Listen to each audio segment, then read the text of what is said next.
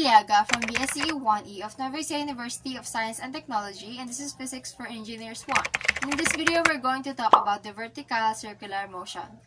In the past video, we already talked about the horizontal circular motion, and it is moving like this. So this time, in a vertical one, it is now moving vertically in a circular motion. The centripetal force of this vertical circular motion is equivalent to the vector sum of the forces or the components of the forces that acts on an object in a vertical circular motion. So we have here an example. A vehicle constantly moving at 15 meters per second encounters a circular arc dip in the road.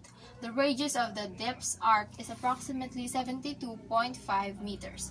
Find the normal force exerted by the vehicle seat on a 65-kilogram passenger when the vehicle is at the bottom of the dip. Let's say this is the dip and the car is at the bottom of the dip.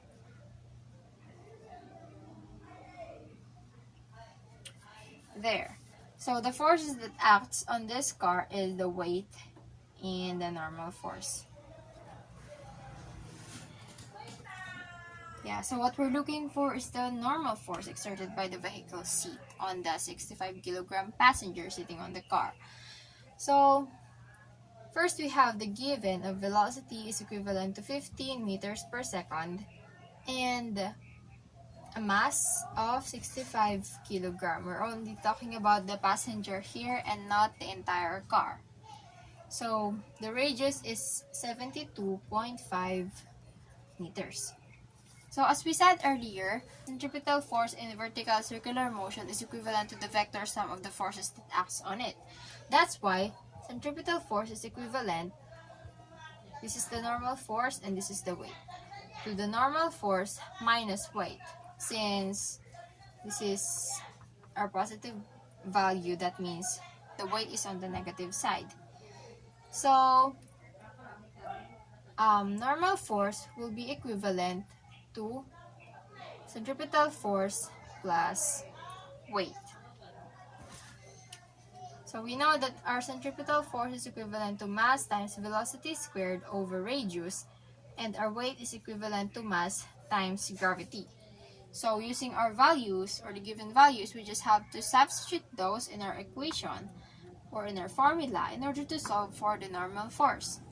So our normal force is equivalent to our mass, which is 65 kilograms, times to a velocity of 15 meters per second quantity squared over the radius of 72.5 meters plus mass of 65 kilograms and the gravity of 9.81 meters per second squared. So by calculating, we have a normal force of 839.7 Newton.